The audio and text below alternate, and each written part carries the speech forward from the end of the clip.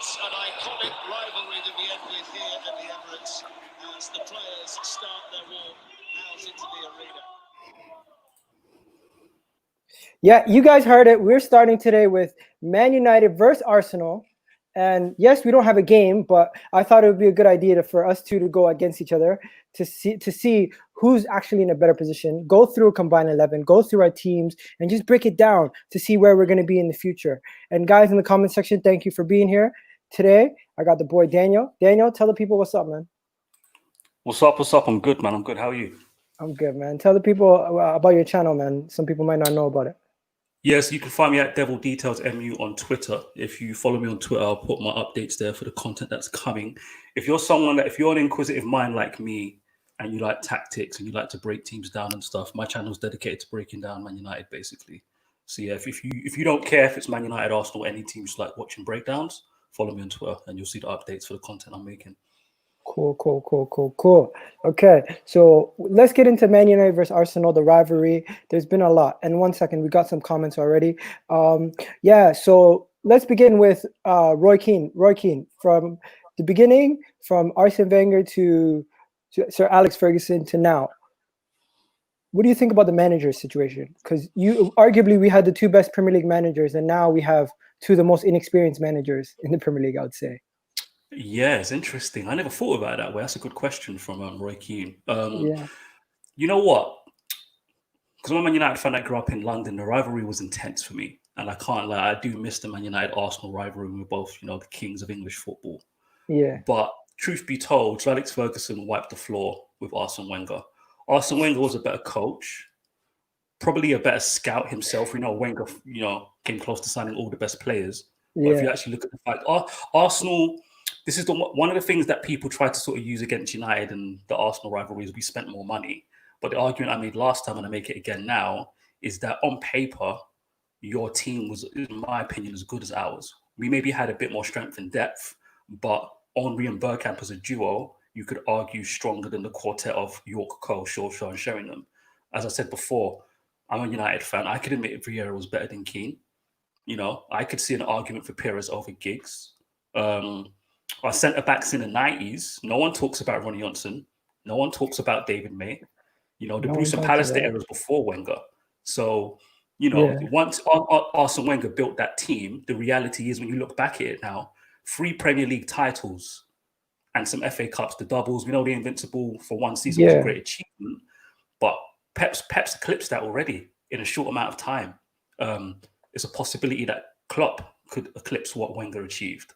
So it's actually a little bit sad when you think Klopp is going to eclipse Wenger. Say that again? You think Klopp is going to surpass Wenger? No, he could. If we're just talking, we're not talking about, if we're just talking, first of all, Liverpool are a bigger club than Arsenal, sorry to say. And when you look at it like this, if Klopp wins 1 league title, that's a massive thing, Liverpool 30 years title back. If he just matches Wenger's 3 titles, and it's possible he can do it in a short amount of time. How long was Wenger your manager for? 25 years? 22. 22 years. Sorry, bro, your audio's gone, but I'll keep talking. 22 years. 22 years, 3 league titles, no Champions League, even though Sol Campbell got sent off. Sol Campbell did get sent off in that final, didn't he? I started Barcelona. He got sent off, right? Even though you were down to 10 men, you were the better team. You should have won that trophy. Wasn't it the goalkeeper that got sent off? You guys underachieved big time. And now you're at this point now where, for Man United, we've lost Sir Alex Ferguson, but we're gonna spend so much money trying to get back to the top that there's a hope for me that we might get there. We might actually get somewhere close to where we were. But who has a better manager now? Sorry, say that again? Who has a better manager now? Because we know... Okay. Well, look, time will tell. I think anybody who's ready to, bet their mortgage on either one of them being better than the other, Oli or Arteta, you need to relax. Time will tell it's better. It's insane to me that anybody would be like, yeah, Arteta for sure, or Oli for sure. No, man, they're both rookies. Just because one is Spanish, was a better player, and came up under Pep. So, and people are like, oh yeah, Arteta, he's got the pedigree. A lot of people come up under great managers, and they don't, it doesn't really mean anything. So I'd say Yeah. I'm not going to say Ollie's better than Arteta, but I'm not having anyone saying Arteta's better than Ollie Okay, yet. let me tell you why I think Arteta is a brighter. We're in better hands with Arteta than you guys are in better hands than Ollie. Because the whole premise of this video is to prove our case why Arsenal is in better hands than Man United, and for you to prove your case why Man United are in better hands than Arsenal. Okay, set the stage. Okay, you tell me why Arsenal are in better hands. I will break it down. First, we'll start with coaches. Then we'll go to our situations with the board. Then we'll go to our players, actual players, and break down our first 11s, and then our combined 11s. And then after we break down our combined 11s, we'll get into what's happening with the academies and our recruitment, because both of our situations has changed dramatically over the seasons since Wenger have left and since Sir Alex has left. One thing we know is that is not even comparable is the financial situation. Man United are in a better financial situation. Is Man United finances alone going to make them better than Arsenal? No, finances alone won't make us better. But in terms of recruitment, you don't have an edge. It's debatable, but I wouldn't say you have an edge. And basically, you're at a point now, Arsenal, where for me, this is the way I look at your football club. You guys were cheapskates when you had Champions League football. You don't have Champions League football no more. So you're going to have to overachieve. You're going to have to scout better than Liverpool, scout better than Chelsea, scout better than City, and scout better than Manchester United, and spend less money. That's a crazy task for Arteta to overcome. That's insane. But think about it this way. But think about it this way. Do you see where I'm coming from? So I can't hear you, bro. Okay, but think about it this way. We spent how much did you guys spend on Lukaku? How much did Chelsea spend on Morata? And we got Aubameyang and Lacazette for cheaper than both of those guys that you guys signed. So it just goes to show you, in the past, we do sign quality players and we do find better bargains than you guys at times. At times, yes, but we've had a 7-year period since Sir Alex Ferguson left. Similar period since Wenger's gone. I think 5 years, I want to say, since Wenger's left. Again, I'm not going to sit here and brag about Man United's recruitment since Sir Alex Ferguson left, but I don't think Arsenal fans could brag either. We're both in a difficult situation. What I would say is that the recruitment since Sir Alex Ferguson left, it's been overblown how bad it is, really. When you really look at it like this, when we signed Mkhitaryan, he was the Bundesliga Player of the Year. So you can understand that signing, yeah? When we signed Matic, we're talking about the Mourinho thing. Louis van Gaal, let's write that off. David Moyes, shocking signings, etc., etc. But under Mourinho, like I said, Mkhitaryan, Bundesliga Player of the Year. Matic, Premier League winner, good pedigree, right? Lukaku, proven goal scorer in the Premier League. Pogba, superstar from Italy, superstar for France. So, the players that we're targeting, at least on paper, it would seem that, we're targeting the right players. But, it's like in football, all signings aren't going to work out. Not every football club, always makes good signings. You look at Barcelona, they've had a shocking 2 years. Shocking 2 years. Juventus just made a mistake. So Juventus just made a mistake giving Ramsey and Rabiot on free transfers about combined £500,000 a week. Mistakes happen in the transfer market at good football clubs. So I wouldn't use Manchester United's past signings under Mourinho particularly as sort of, as a foundation to say moving forward, the recruitment's going to be poor. Under Ole Gunnar Solskjaer, look, Manchester Evening News were briefed last summer that Ole Gunnar Solskjaer had a plan to get the best British talent and then supplement that with continental international talent. So if you look at, we've got Maguire. Maguire's the best English centre-back. He's the top 5 centre-back in the Premier League. I know that annoys people because he costs 80 million and he's big and he's awkward. What do you guys think about Maguire? Let them know, guys, in the comments. The stats back it up. Maguire is top 5 defender in the Premier League, if not top 3. He's number 3. He's top 3 in interceptions, top 10 in tackle success. Okay, Daniel, stop. 1 second. Yeah. Hold on. Wait. Wait. I'm still going. Wan-Bissaka. We know one-on-one, he's the best defensive fullback in the country. Those 2 signings already now, Manchester United have the third best defense in the Premier League. In one window, Ole has upgraded our defense.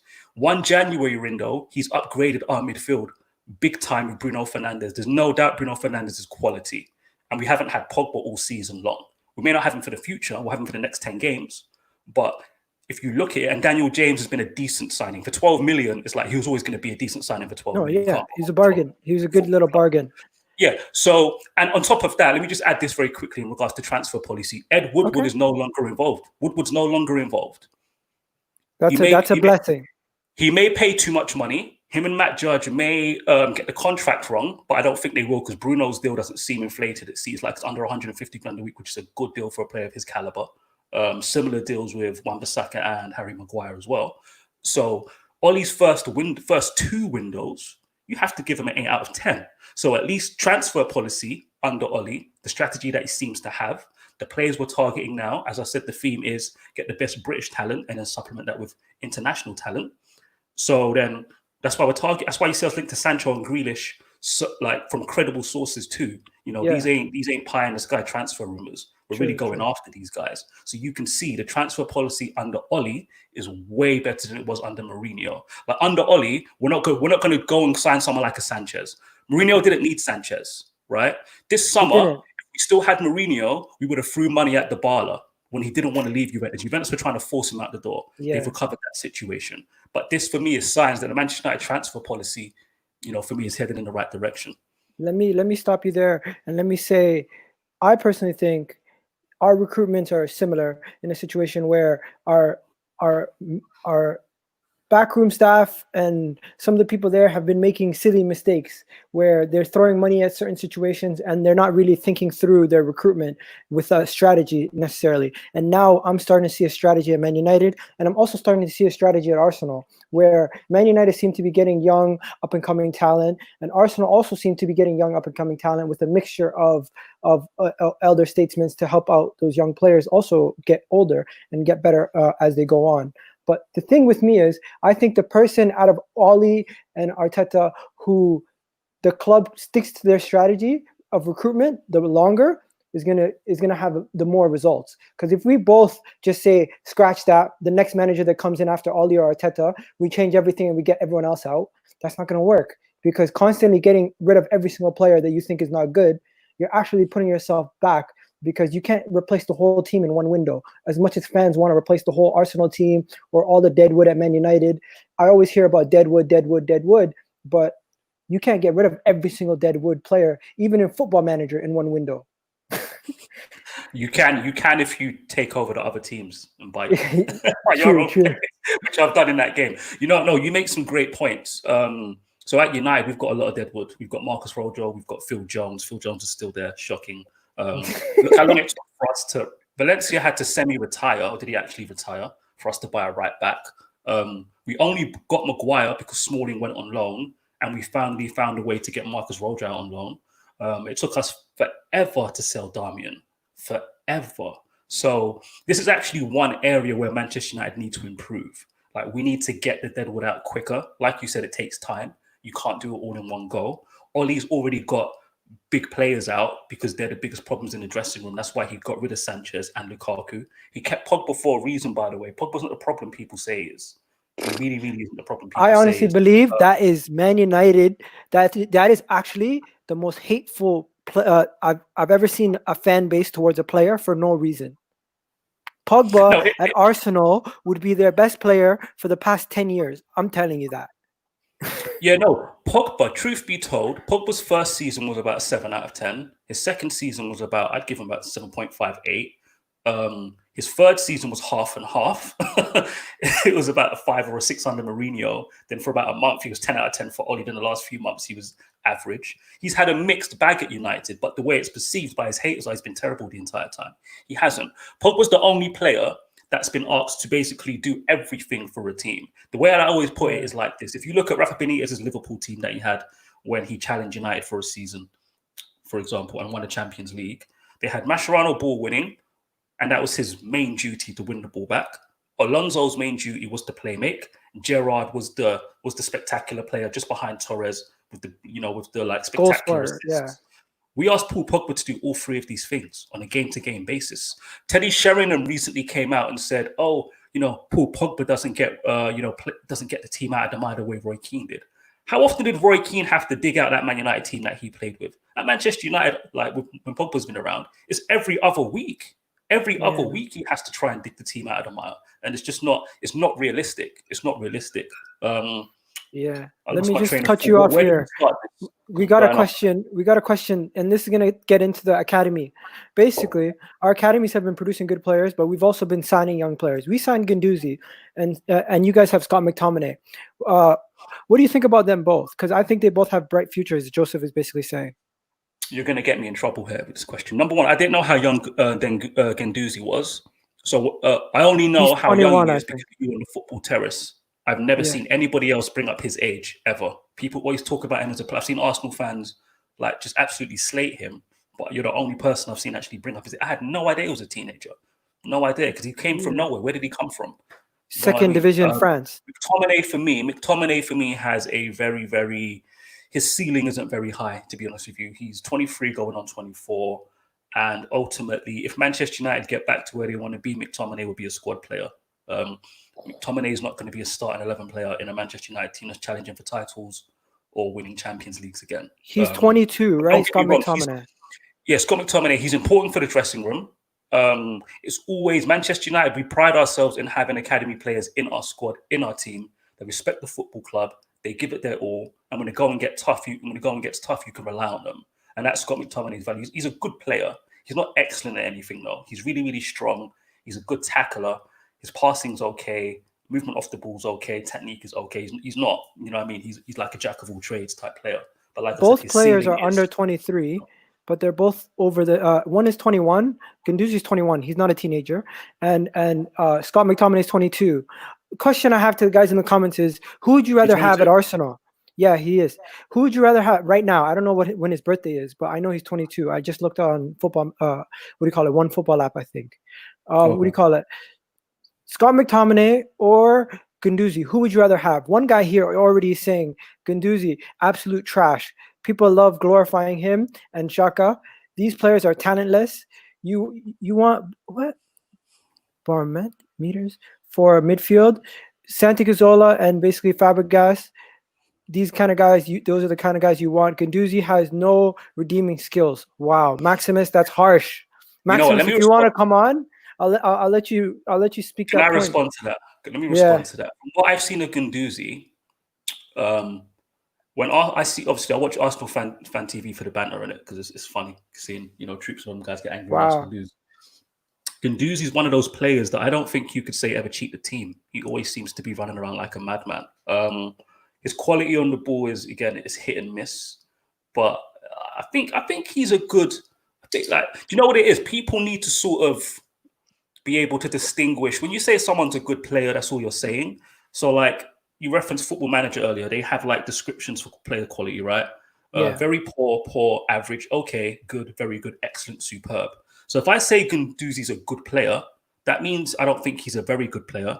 That means I don't think he's an excellent player. That means I don't think he's a superb player. Do you know what I mean? He's not going to be the difference between Arsenal getting back to where they need to get to. But like Scott McTominay, if Arsenal have a team that's challenging, Guendouzi's going to be a squad player.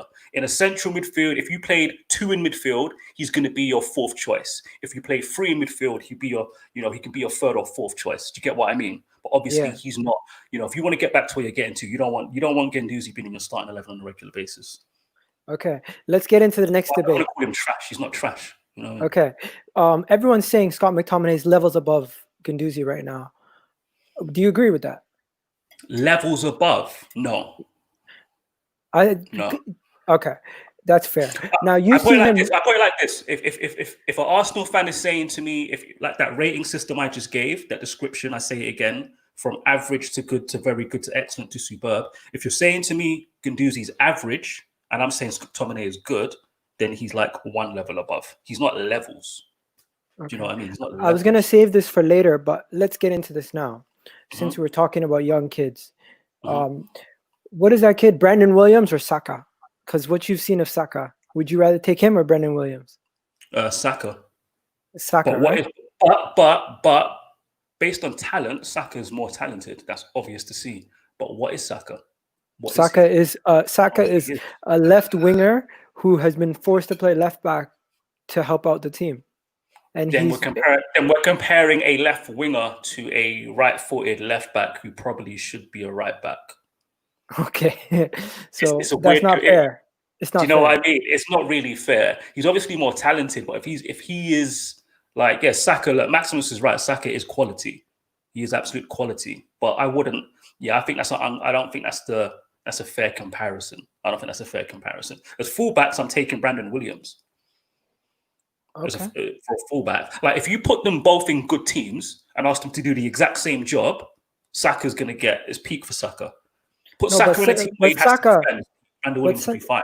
But technically, on a technical level, skill, talent, Saka's he's a lot more talented, than I don't know if you know this, but Saka has the most assists for a teenager in the world when it comes to in Europe. I mean, right now. Yeah.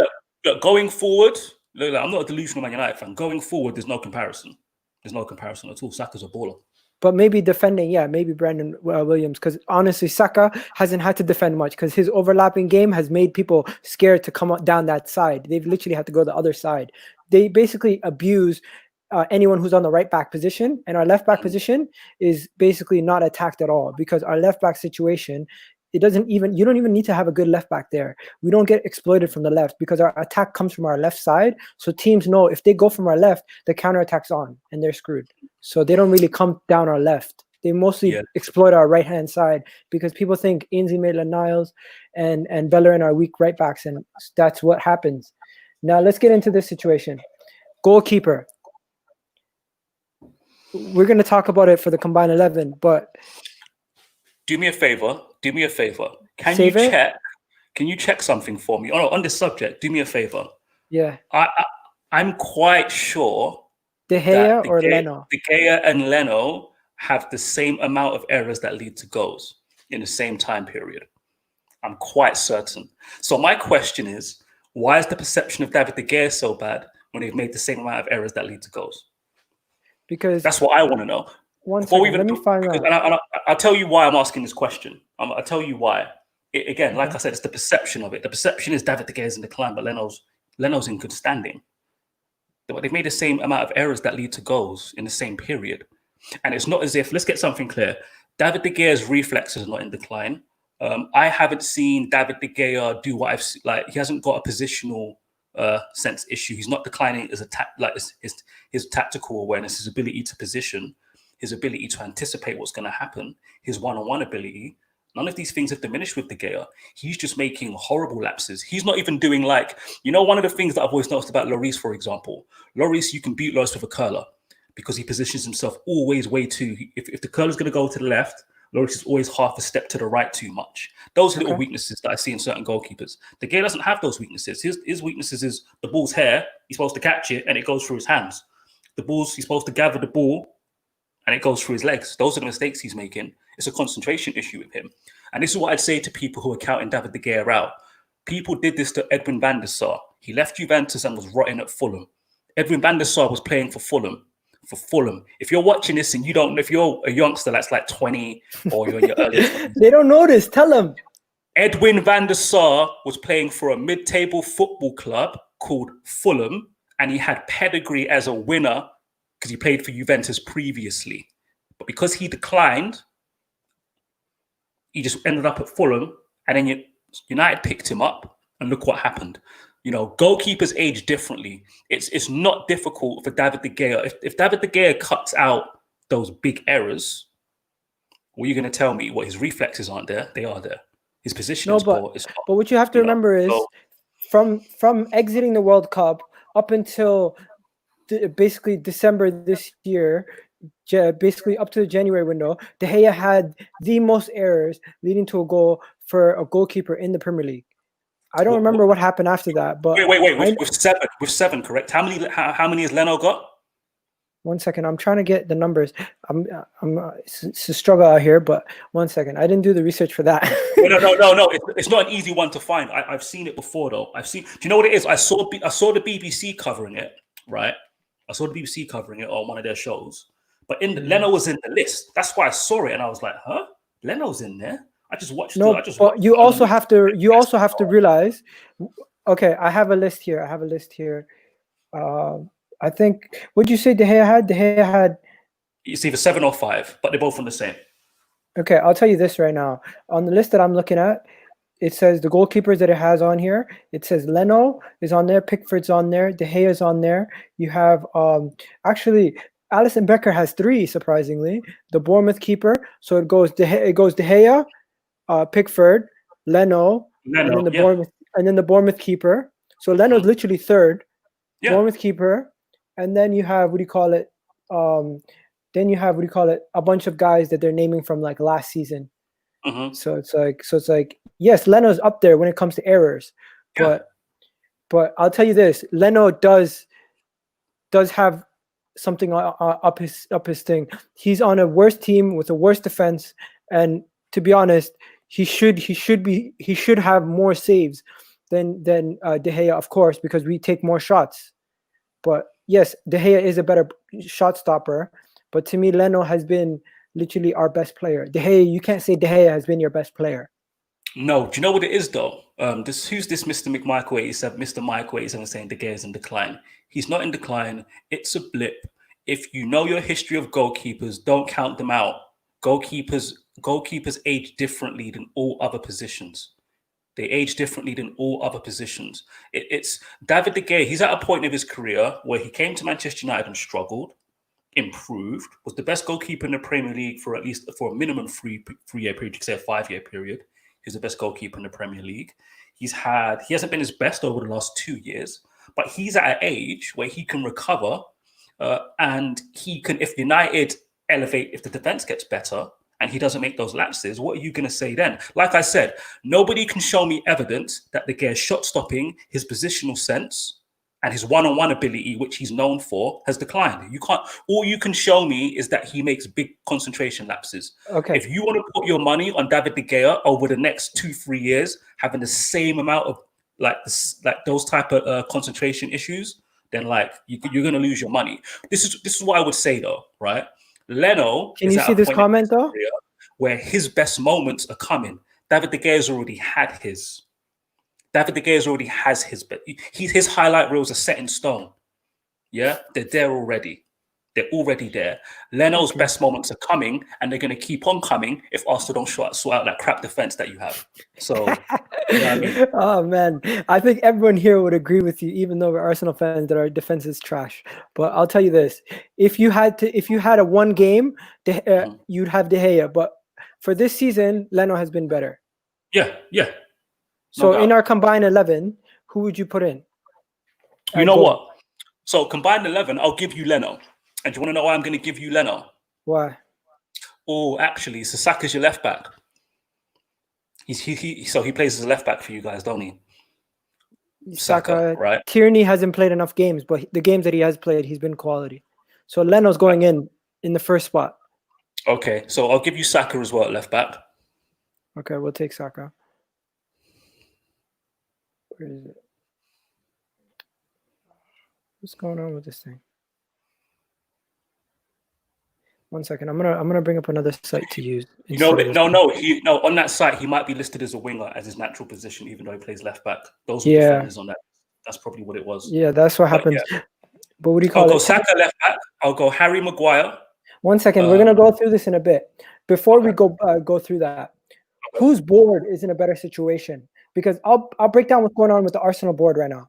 The Arsenal board, we have changed everything. Arsene Wenger has left. Ivan Gazidis has left. Our head of stats has left. Some of the scouts themselves have gone. They've been recently let go of their positions. In addition to that, we have a new director. We have a new coach in the academy, with Steve Bold being demoted from assistant manager for Arsenal to now head coach for the academy team. You have head of the academy in Per Mertesacker being directly taken from the camp as a captain to being that. And the whole back room has changed. You have Raul, you have Sven Mislintat leaving and bringing in Edu. So getting more former players. You have Arteta coming in after Freddie was Inter manager and what do you call it? Emery was shitting up the place. So our whole back room, we've wiped the whole place clean. And just this past week, the oldest chairman in Arsenal's board just resigned and retired basically at the end of the season, basically, like literally right now. So that just goes to show you how much of a clean slate we have at Arsenal and how much everyone has just cleaned up the house at Arsenal. So that is our situation in the boardroom. And that's why I think we're in better hands going forward, because we have a guy that knows football in Edu. We have a guy who has the Brazilian connections, the guy who used to manage Barcelona, and Raul. And that, to me, is one of the reasons why I say we're in better hands going forward with our new board members. What do you think about what's going on at Man United? Well, one thing I'll add to your Arsenal thing, the data analyst company you're working with, you're not working with them no more, from what I understand as well.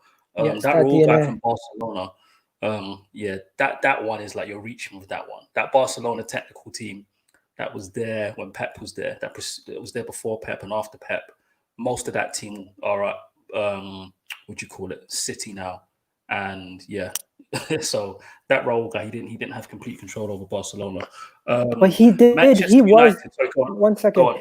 He was the guy who got the Suarez deal over the line. He was the guy who had the connections to get some of these big players that they've gotten in over the past So couple that's years. the era. That's the era that doesn't impress me. After that, Barcelona did what they used to do back. People forget He got Barcelona Neymar. were historically underachievers. Yeah, underachievers historically, and they're going to go back to being that after Messi's gone.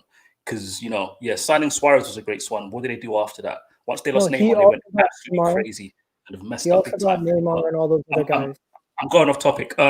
So Manchester United, the most important development is that Ed Woodward is no longer involved in picking.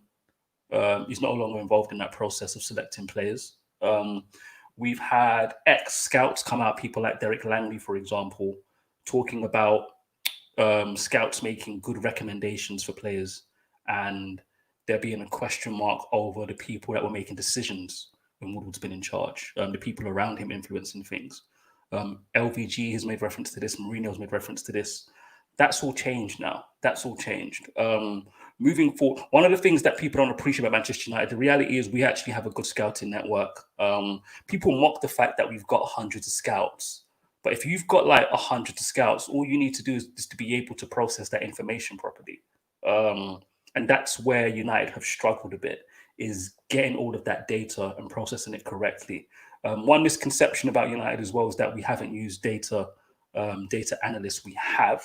Data analysts and analytics are a separate things. You're going deeper down the rabbit hole of analytics. That's what we're working on now, to sort of do what Liverpool have done. Liverpool have a physicist running their analytics department.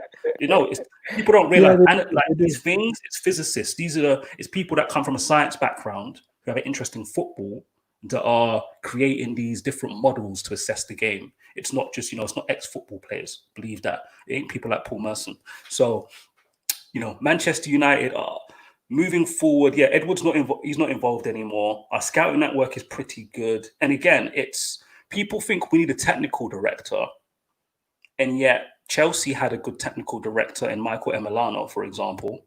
And if Chelsea fans, what I always found funny about Emiliano was you only heard about him when things went wrong at Chelsea. You never heard about him when things went good.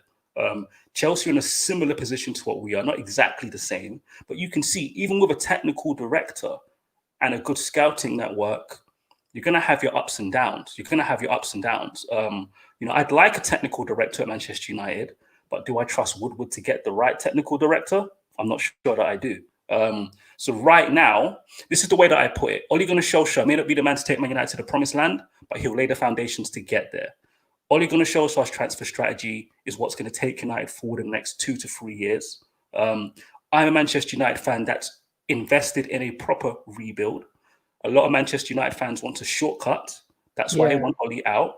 That's why they want Pochettino, so they can hope for a shortcut. Liverpool coming back to the top is what's sort of expediting this. They don't believe in a 3-year rebuild. I do. It's going to take many, many windows for Manchester United to become Premier League champions, Champions League winners. It's going to take quite a few windows. But I believe, it's my prediction, I'm making it here, Manchester United will challenge for the Premier League title next season.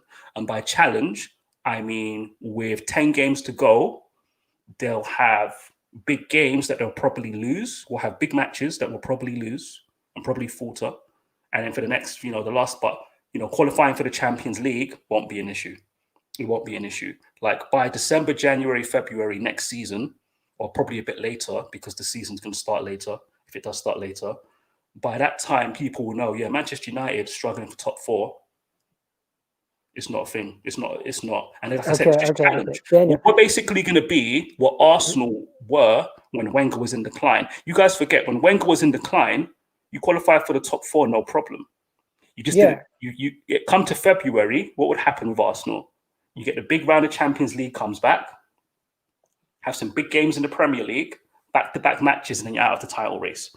That's what Manchester United that's what's gonna happen to Manchester United next season. So when I say challenge for the title, I don't mean with 2 games to go, we're gonna be in it. No, more like with 12 matches to go. Okay, We'll still be in the hunt. We'll be 5-6 points off the top. There'll be a big match, and then by the end of the season, we'll be 10-12 points off second place. Okay, Daniel, 1 second. But we'll close that down. Yeah, we'll close that down. So you feel very positive about how everything's going in the directions, and I'm glad to hear that you. Wait. Can I address that comment? That comment? I'm all for the banter. Yeah, I'm all for the banter. Yeah, I'm all for the banter. Yeah, but this guy, I can't pronounce his name, Mr. Skills. I'm just going to call him Skills. Okay. Like, Ollie's big game record at Manchester United is phenomenal, and that's just a fact. It's just a fact. Yes. Arteta got the better of him in one match for 45 minutes. You were crap in the second 45 minutes. Yeah? You were crap in the second 45 minutes. Yeah? He caught Ollie out because Ollie weren't familiar with Arteta's methods. We thought we could come to the Emirates, boss Arsenal. Okay, Ollie parked the bus. Cool. If you want to say so. Did he park the bus in the second half? No, he didn't. This is what I mean, man. Football fans love to throw out this stuff. You didn't park the bus in the second half. In the first half, you put it on us. I'm not delusional. Like in the first half, you guys put it on us. Pressed the hell out of us. We couldn't hack it. We weren't prepared for it. It showed Ollie's inexperience. But like I said, look at his record against City. Look at his record against Chelsea. 4-0 in the Premier League. So we drew with Arsenal. You were shit the whole game. We was okay in the second half. You guys were just as bad as we were in the second half. At that particular period, people. Hey! Am I mistaken? Wait! Am I mistaken in saying so far under Arteta, your theme has been great for 45 minutes, not able to keep up for 90 minutes? Am I wrong in saying that? Yeah, it has dropped off slightly near the end because I was thinking the players were not fit enough to play his way of football. But don't forget, you haven't beaten us since last year, I think, in the FA Cup or something like that. Hello? But yeah, okay, you beat us at home. Cool. See what happens next season, innit? Okay, let's move on to the combined 11. Let's move on to the combined 11. Let's be honest. We've had some weird games where both of us should have won the game, and it always ends up in weird results when we face each other. When you drew 1-1, you were supposed to smash us. I remember that. Yeah, but we beat you 2-0 recently. Yeah, you beat us. You were at home. You beat us 2-0. Caught us out. Okay. So center back pairing. What are you saying? So let's do centre back next to Sake. Let's go Maguire. Put Maguire next to Saka for me. I said Sake. Harry Maguire, okay. Rice wine. Can we just get right back out of the way? Wan-Bissaka. Yeah, of course. Now, here's where I'm gonna have a debate with you. Who is your candidate for your second center back? Because to me, our best center back this season has been David Luiz. And David Luiz, even though he's gotten one red card, but he's also been one of the I know it's not his job, but attacking wise, he's produced several good plays, and he's even gotten direct assists from like outside of center back position, in addition to 2 goal contributions from headers off crosses. You know what? I want the smoke with the Skills guy. I want the smoke with Skills. His comments are getting to me. He's saying Ollie's been the worst manager in the Premier League. Come on. Wow. Come on, man. Come on. He's trying to wind me up. That's harsh. All right. Look, this is what I'd say. And you know what? Skills, I agree with that comment. He did do well on Terry's channel. He always does well on Terry's channel. Because I talk sense, man. You know what? Let me know in the comments make an argument for who should be ahead of Lindelof. Yeah, guys, tell us, who would you rather have? Who would you rather have? What are these guys talking about? They're having their own conversation. Guys, I'm not passionate. Listen, I admit, I'm not passionate about Lindelof. So if somebody can make an argument for Arsenal centre back over Lindelof, I want to. Okay, here's my case. Here's my case for David Luiz. David Luiz has contributed to goals and also helped help build out from the back directly into the feet of our attackers in dangerous positions. He's played through ball into Aubameyang's feet for direct goals. Even in, I think it was one of the, I forget what game it was, but we were at home and he basically split through the whole defense and the midfield with one ball. And he's done this numerous times where he's helped with the build-up. He's helped defensively. He's been one of our biggest leaders also. Yes, he got sent off against Chelsea, but to his defense, the rule of the law, he shouldn't have been sent off because he was making a defensive play. And even though he was the last man, if you're making the defensive play, you shouldn't be sent off and given a penalty because that's called double jeopardy. And there should be a double jeopardy rule if I remember right. No, there shouldn't. So you're saying Luiz over? Do you know what it is? Again, I don't watch a lot of Arsenal games, so like, it's again, I'm not passionate over Victor. I've actually got a video coming about Victor Lindelof. Like, it's all done. I'm just building up because on my channel I'm doing like analysis. So yeah, like the time I already know once this COVID-19 is done, and I'm going to get busy doing other things. I'm building a library of stuff, but Victor Lindelof, I'm not the biggest fan of at all. So, yeah, you want to put Luiz in there for sure? Go for it. Go for it. Let's work on this together. I don't want to fight you on this. Just put Luiz in. It's cool. I ain't gonna fight you on it. Okay, because midfield is gonna. By the way, Harry Maguire is so underrated going forward. Like, do people appreciate this man's 6'4"? He's got no agility. He doesn't get caught on the ball under pressure. Like, what is it with people? Just a perception. He's English. All right, Man United paid too much money for him, but you can't just assess his game. Oh, this is an amazing question. Let's get away from this for a second and think about this. Everyone always talks about this. Guendouzi and not Guendouzi, Greenwood and Martinelli. To my opinion, we shouldn't be talking about them like as a rival. No, we can. No, we can. Do you want to know what? Let me just say something to Skills. I'm not a delusional football fan. I don't use hyperbole. Yeah, I like to actually talk, like give players their props, like I've done with other Arsenal players. Yeah. So with that being said, you know, I'm taking Greenwood. Why would I not back a player from the Manchester United Academy? What I would say is this: by the time they're both in their mid-20s, Greenwood as a goal scorer is going to be something else altogether. But Martinelli is going to be a more spectacular player, if you get what I mean. He's you know what I mean? He's got more sauce than, actually, no, he hasn't got more sauce than Greenwood. He's just, come on. It's a preference thing. I'm being honest, it's a preference thing. Like, see, he says easily. That's what I can't. I'm not that type of football fan. You can't. Mason Greenwood's natural ability to finish is scary. He has a better chance conversion rate than Martial and Rashford right now.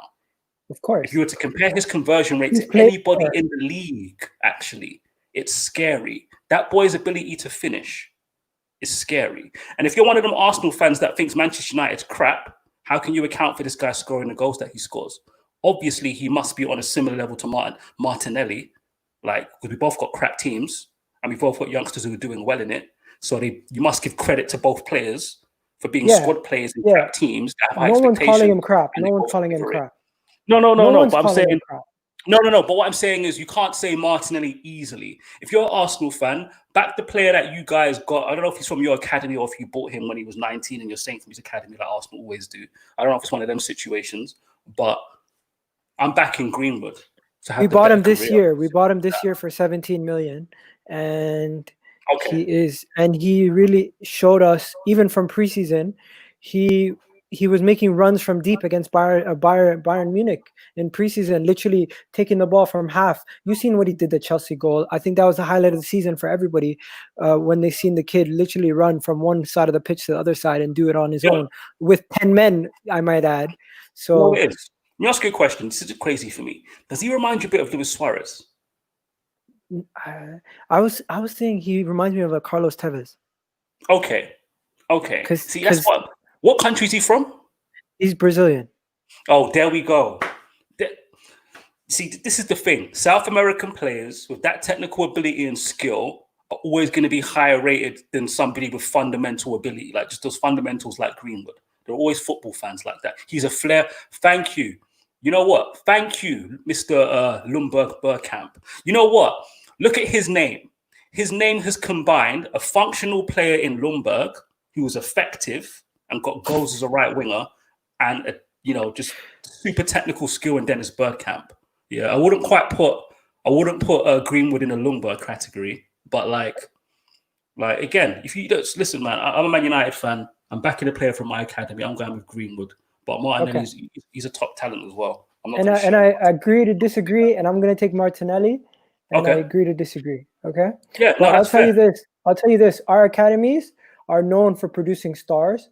Martinelli, we cannot say he's an academy player, but the academy players that we do have, in the Sakas, the Reece Nelsons, the Eddie Nketiahs, the Willocks, a lot of my fans don't like them and they don't think they're good enough. But to me, I say we always should give the players a chance, at least 2 to 3 years, let them prove themselves. Because a lot of our fans, even Man United fans, they say these players are not good enough and they just want to bin them right away. Well, United, we'll gas some players and then we usually happen. You know what it is? I don't really want to jump on fans for gassing young players. Like, they're young players, they're 18, 19. Like, we're not scouts. Let's talk about what's on the pitch, right? At the end of the day, like, you want to see young players succeed. So when a player bursts onto the scene at 18 and he's doing bits, it's okay to get excited. It's absolutely okay to get excited about their players. Listen, Liverpool fans said Jordan Ibe was going to be better than Raheem Sterling. And look what happened. Yeah, that was silly. Yeah, even Arsenal fans, you guys thought Iwobi was going to be the man. Yeah, I thought Iwobi looked sick when he first, but let's be Iwobi, when he first burst onto the scene, I was like, rah. Remember the gunshot? Again. He's got them raw African skills. I was like, okay, I like this guy. Everton, I like this guy. Same thing with Januzaj. When we had Januzaj under David Moyes, I remember Furious K. I remember Furious K, who we had on last time. I remember him asking me, yo, what do you think of Januzaj? I said, superstar. I look like an idiot now for saying that. But it's okay to get excited about young players. Absolutely okay to get excited about young players, in my opinion. Okay, so guys are moving on to the midfield. Guys, tell me your midfield. Combined 11, Arsenal, Man United midfield. We already have one shout, and to me personally, I'm not going to be this deluded. Stop. Can I go first? Yeah, go ahead. Guess who I'm having right there, smack bang in the middle? Fred? Xhaka. What? Xhaka. You guys, the way Arsenal fans treat Xhaka is disgusting. Absolutely disgusting. I've seen this with Arsenal fans before. In the comments, let me know. Were you pro Ramsey, anti Ramsey? Were you bipolar on Ramsey? I could never tell with Arsenal fans whether they rated Ramsey or not. I rated Ramsey. I rated Ramsey. Trash. Blah blah blah blah blah blah blah. Like I can't. I don't get it. Wait. You rate Xhaka more than Fred? Listen. Oh, no. We're building a midfield. I'm not just going to pick a midfield that's the most talented. Yeah? I'm going to pick a three that I think complement each other well. So, Xhaka next to Pogba and Bruno. What are you telling me? I think... Are you really going to fight for Matic over Xhaka? I'm not going to fight for... Matic is good for 6 months of the season. Yeah? Matic is good for 6 months of the season, and that's only if you don't play him for 20 games in a row like Mourinho did. See, skills, I don't rate Ramsey. Ramsey's a baller to me. By the way, I've been to the Emirates to watch Man United games throughout my entire life, and Highbury as well. So, like, when I was going to the Emirates, I remember the first time I went there, I saw Ramsey play. I was like, rah, this guy looks way better in person than in TV. But I know Arsenal fans are 50-50 on him. I could never tell. Yeah, Wilshere may have been better, but Ramsey was still a baller. What about Torreira? Ramsey stayed a bit more fitter than Wilshere. But yeah, Xhaka, Fernandes, Pogba. What about Torreira? Because some people would say they would rather have Torreira than Xhaka. Because I know a lot of the fan base would rather have Torreira. You know what? Put Torreira in there. I'm not an Arsenal fan. I forgot about Torreira. Put Torreira in there. I take that back.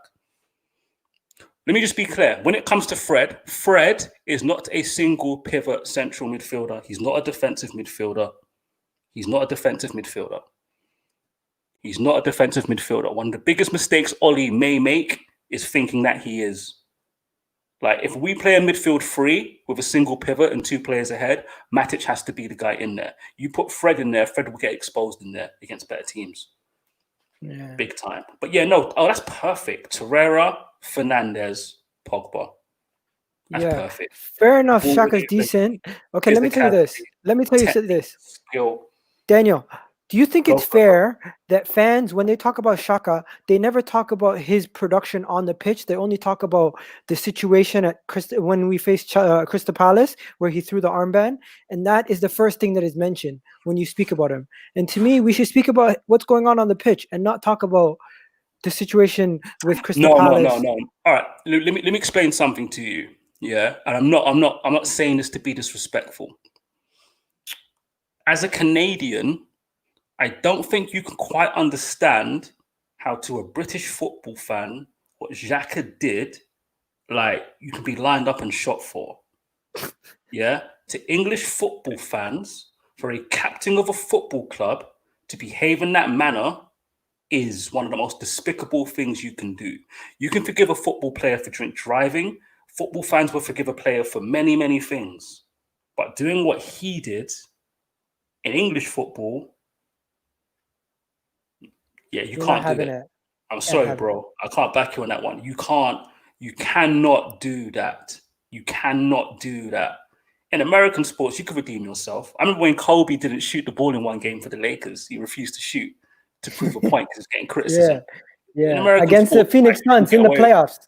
He was in the playoffs as well. They lost as well. But in English football, yeah, it's a different culture. So what I'm going to say is your perspective on that, and I'm not saying it as a disrespect, it's just one of those things. It's trust me, if you were born and bred in this country, mate, you wouldn't have that perspective. It's impossible. It's impossible. Absolutely impossible. Absolutely impossible. What he did was criminal. What I would say is this, though. Sorry, I just remembered. When Xhaka first came to Arsenal, I remember often I'd go on YouTube and I'd see videos of Arsenal fans making videos about Xhaka's passing. And then I hear that he can't pass. Then I watch games and I'm like, but he can pass. What? I don't understand Arsenal fans. I don't like. Do you just wait for someone to have a bad game and act like that's the full representation of a player? Let me tell you something. He has the most errors leading to a goal. He has the most errors leading to a goal from a player who's not playing as goalkeeper. So if you have a player who constantly and also he's extremely slow. So people make the combination of his slowness and the way he plays as a register, where he just registers the ball to everyone, and he's kind of like the integral cog to the passing.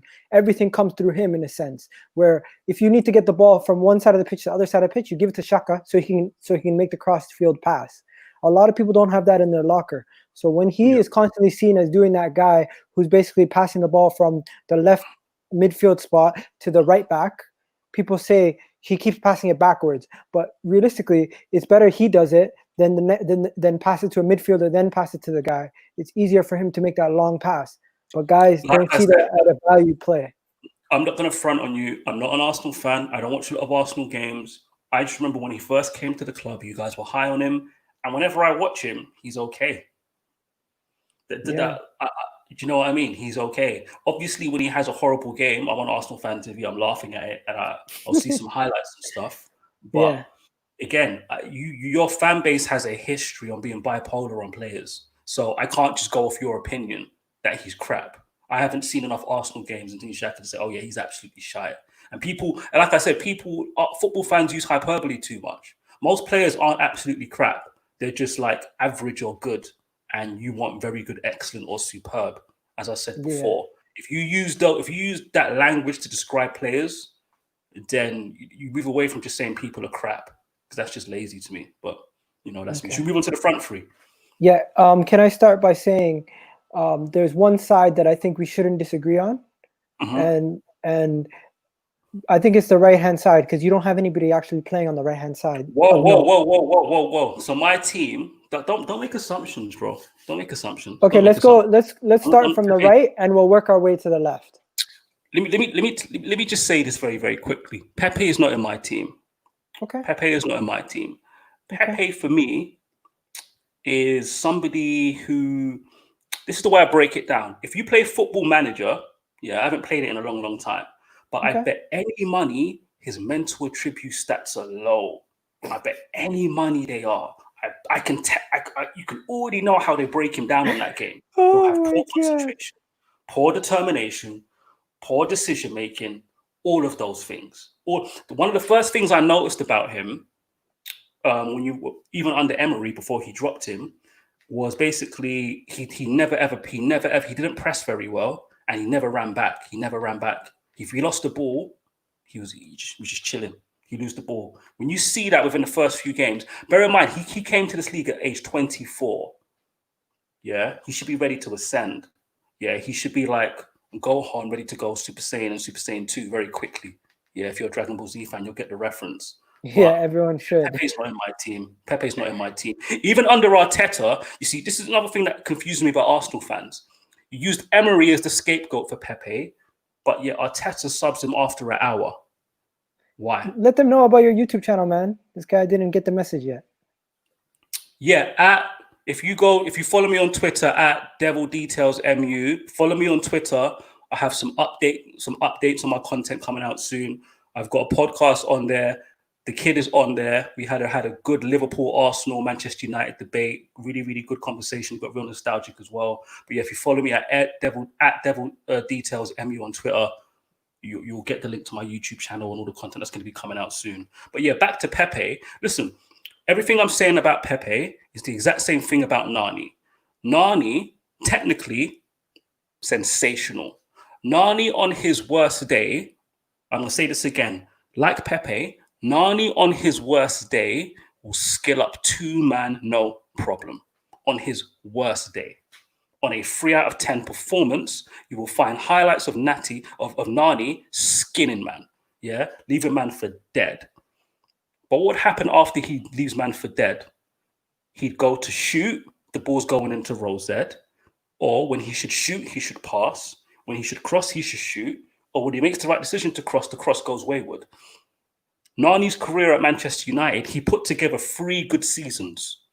And he made a significant contribution to us winning league titles. If Nani doesn't have those 3 good seasons after Ronaldo leaves, a lot of Man United fans don't appreciate him for this, but that Rooney and Berbatov, when they both had 2 individual really, really good seasons, Rooney and Berbatov. Nani was crucial to both of them having those seasons. But ultimately, that was his ceiling. We made a mistake of giving him a new contract, then he got injured and he declined. But to be fair, most players, having 3 excellent careers where you win league titles, 3 excellent seasons, where you win league titles is okay. Most players don't achieve that. That's how I view Pepe. And bear in mind, Nani did this under Sir Alex Ferguson with a team that had a legacy of winning league titles.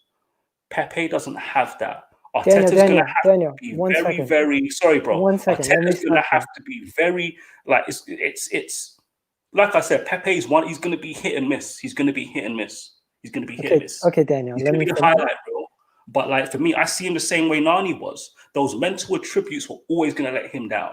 And yes, certain things with players, if they're ceiling mentally, i.e. their decision-making, their concentration, determination, work rate, just intangibles, that ability to get the best out of yourself as an individual, regardless of the manager, regardless of the tactics, regardless of your teammates, yeah?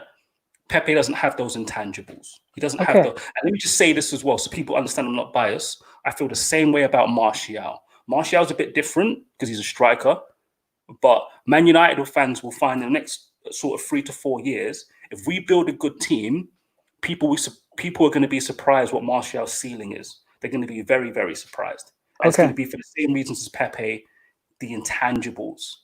For me, baller, Pepe technically sick, skill for days, no problem at all. But the intangibles, Rashford will have a better career than Martial and Pepe because in here, his dedication to excellence, his dedication to getting the best out of himself, to get every little drop out of his ability is here. People like Martial and Pepe, because they got so much talent. Okay, Daniel, please, 1 second. Let me stop. My apologies for the big rant, people. I'm sorry. I get it. But Nicolas Pepe has been underwhelming to some people, but his stats tell you a completely different thing. Don't do stats. Don't be that guy, the kid. Let me be please. that guy. Let me be that guy. He's had a man who's had 7 man of the match performances, right? In 4 Europa League games, he's had 3 man of the match performances, 2 assists and 2 goals in the Europa League. In the Premier League, out of 17 games, he's no, that must be wrong. He's had 4 goals and 6 assists, and he's you had 4 man of the match. You can't be on who scored telling them it must be wrong. Don't be that guy. No, because he must have played more than 17 games. No, he hasn't, because there was a period under Emery when he wasn't starting, and we've got another 10 No, games. he's played 24 games. 7 of them substitutes. No, but if he starts the next 10 matches, he'll have 27 appearances when the season ends. The ends. way this works is 17 games where he played. Yeah, I know. And 7 as a substitute, so it's 24 total. Yeah. So that's right. It's not wrong. Yeah, that's right. You need to remember the season got suspended, and he got benched for about 5-6 games under Emery. So let me tell you something, man. He has actually been very, very decent. It's just people keep talking about him not being up to the level, but statistically, he's been better than, and maybe even more above his competition at that position in the league. Majority of them, not on the Salah level. All right. We're gonna fight now. Not on the Salah level, but he's been better than the Zahas. It's been applicable. We're gonna rock it out now, bro. We're gonna rock it out. Look, who's your right winger? My right winger. I'm just gonna put Rashford in there because I'm not having Pepe on my team. I'm putting Rashford. No, I'll put Aubameyang. Aubameyang's versatile, so I'll put Aubameyang there. Aubameyang never played on the right. Aubameyang played on the left. Aubameyang's played on the left, and he's played as a striker. Has Rashford played on the left? Has Rashford played on the right this season? Oh yeah. This season maybe not, but under Mourinho he's played on the right for sure. Let me see on who scores today. I'm not having Pepe in my team. I'm not having somebody who's only good for 60 minutes in my team. I'm just not. Come on. Seriously? I'm not having somebody who's only even against. I'll give you an example. Yeah, if you're an objective Arsenal fan, yeah, when you beat us 2-0, let's keep it real. He put Luke Shaw on his bum in the first 15 minutes, scored the goal. What did he do after that? I hear Arsenal fans big up this performance. What did he do after the first half an hour of that game? That sums him up. If you're objective, if you're an honest football fan who assesses the game based on what you see, not what you want, not what you want to banter people with, he's good for an hour at best. I'm not having him in my team. Wow. I'll put Rashford in there. Guys in the comments, tell me what you guys think. Who are you guys taking? Let's see what these guys say. Some people are saying exactly. I'm not having Martial on my team. We'll get on to that. He's not having Martial. Pepe is better than the Welsh fraud. They're talking about Dan James. Come on, there's no point in insulting Dan James. What else is there? Okay, here's what I'll tell you. Okay, Pepe to me is the only actual player who actually plays in that position, because I can show you right now. When it comes to Rashford this season has played as an attacking midfield, as a left-sided attacking player, 16 appearances. As a striker, 7 appearances. He's come off as a substitute twice, and he's played even as a central attacking midfielder once. But he has not played on that right-hand side once this whole entire season. He scored having as a central attacking midfielder. That's crazy. Listen, he hasn't played on the right-hand side this season. As I did say before, under Mourinho, he played as a right.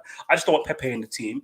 If you want to overrule me, go for it. But I'm being adamant on Pepe. I don't want it. I don't want to be associated with the first 11 that has Pepe in it. We're gonna disagree somewhere. But this is Rashford. I'm just showing you. This is Rashford's numbers. No, you're wrong. You're wrong. You're right. Marcus Rashford. Me putting Marcus Rashford in the right-hand side doesn't make logical sense based on what we've seen this season. I said it before. I'm not a delusional Man United fan, bro. You're 100% right. You're 100% right. Marcus Rashford has not played on the right-hand side. I just don't want Pepe in my team. You can say I'm being unreasonable, and I admit maybe I'm being unreasonable, but I'm not having Pepe. Okay, so we'll leave that. At one point, do you know what it is? At one point, when I first drew up the team, I did have Pepe in it. But then I thought to myself, this guy, he's been dropped for a portion of the season. He's only good for an hour, even under Arteta. Let's keep it real. Arsenal fans, you had a field day blaming Unai Emery, for Pepe's decline. But under Arteta, where things have been working, where you've seen where you might be heading, he subs Pepe after an hour. More often than not, there's a reason why. That's why I don't want him in the team. But if you want to overrule me, if you overrule me on this, we're probably going to have to fight some more. Okay, I'm just going to show you what the comments are saying. This is the lineup that the comments are saying. And I'm just going to ask you if you... Ljungberg, the Welsh Hobbit. This is what... Yo, put that comment up. Put Ljungberg up. I like Ljungberg. 1 second. The comment section Ljungberg, is struggling. No, it's not struggling. I like Ljungberg. Ljungberg's killing it. And skills. Even though I don't agree with skills, I like skills as well. But yeah, the Welsh Hobbit. Oh man, did you see that Leeds thing? The Leeds thing is pretty funny. How he almost went to Leeds. Whoa! So you throw Bammy in there, you don't even ask me.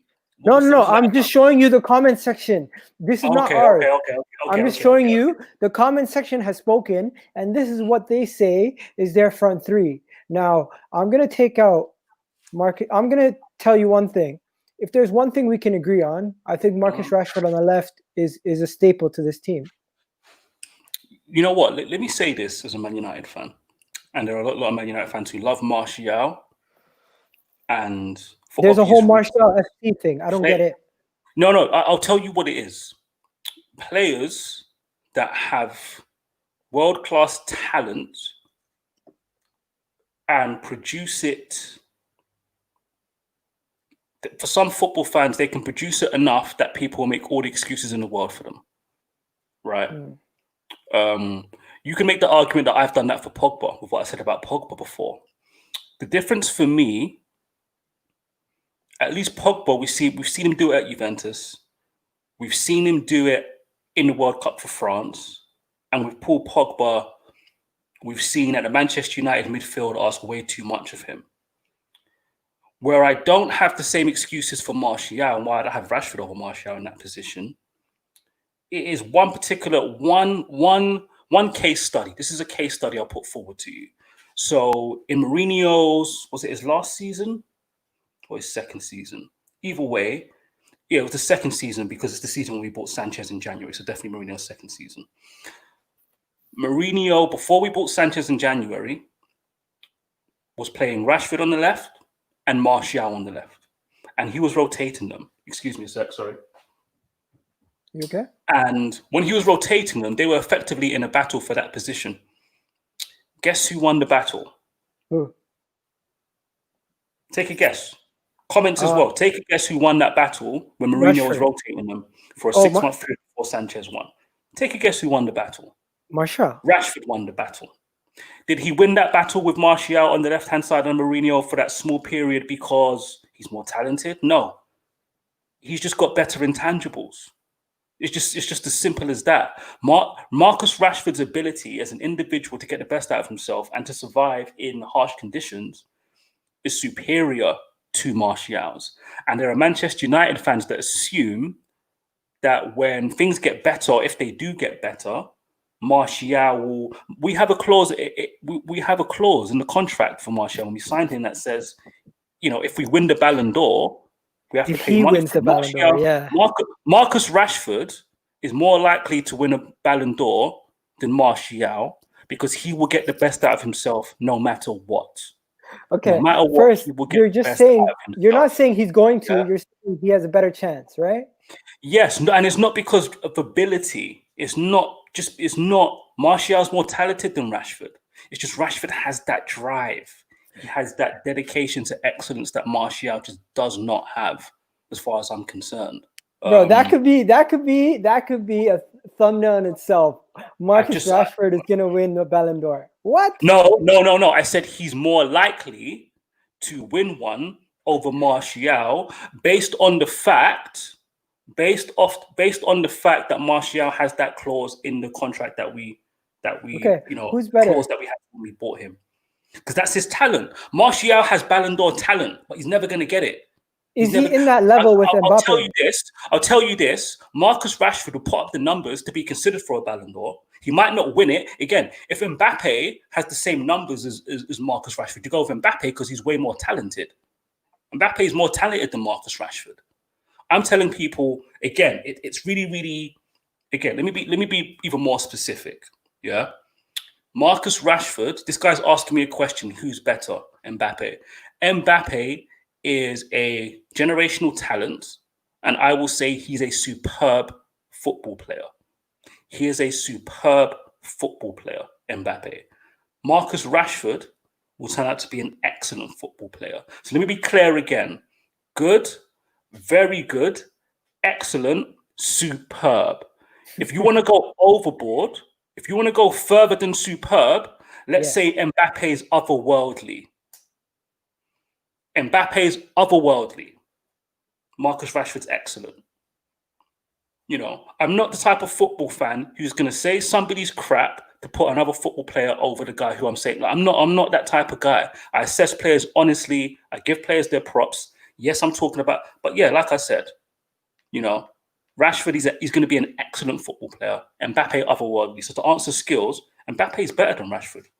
Like, why is he even asking that? What I want to ask skills. What's giving you the impression that I'm the type of guy that's going to say Rashford's better than Mbappe?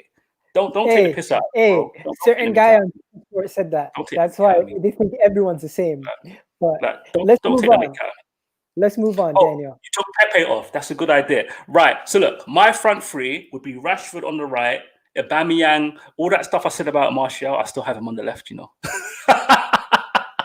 I still have Martial on the left, just so I don't have Pepe in the team. So put Rashford on the right wing.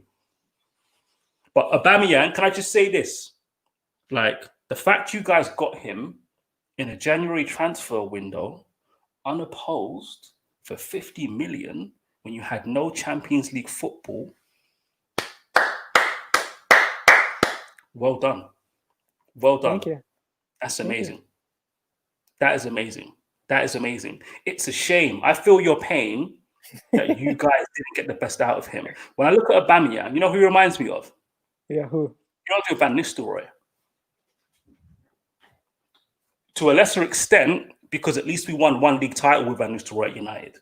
But then after that league title, we had that 3-year period of not winning. And then he got sold. It's a shame Aubameyang's been banging in all these goals. Has he won a trophy with you guys? No. Why are you asking that question? You know the answer. Has he won a trophy with you guys? You know the answer, man. Why are you asking that question? I'm not an Arsenal fan. You'd be surprised, you know. Listen, during these harsh times, during these harsh times of being a Man United fan, I don't watch a lot of other teams too tough. I watch the Bundesliga. That's why I've got BT TV, so I watch the Bundesliga. No, man, so we haven't won anything with him. We've come close, but we haven't. We've been to a final Europa League. That's it. That's a shame. That's a real shame. We went to a final of the Carabao Cup. We lost to Man City 3-0. Remember? We've been to 2 finals in the past 2 years, and we lost both of them by 3-goal deficit.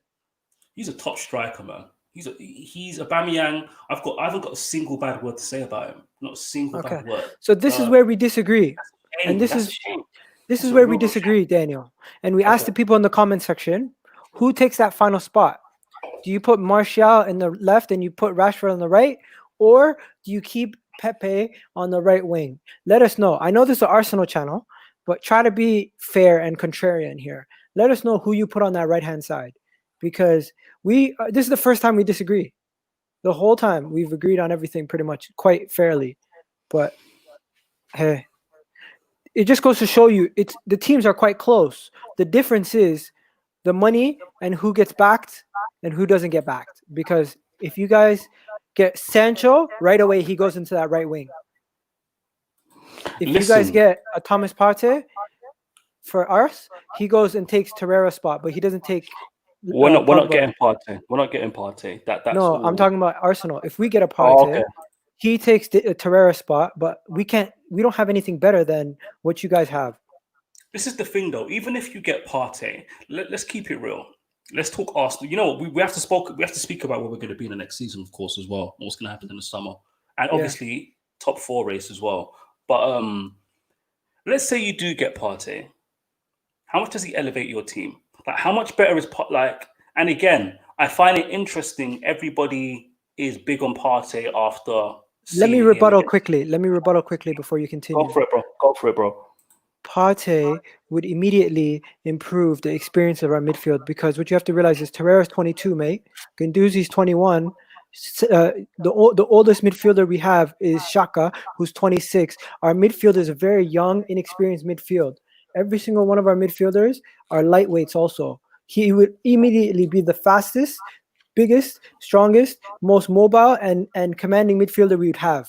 And that dynamic we don't have. You already have that dynamic with, I would say, with the Scott McTominay being physical, Pogba being physical, and these guys all being basketball players from when you had Matic, Mourinho, physical.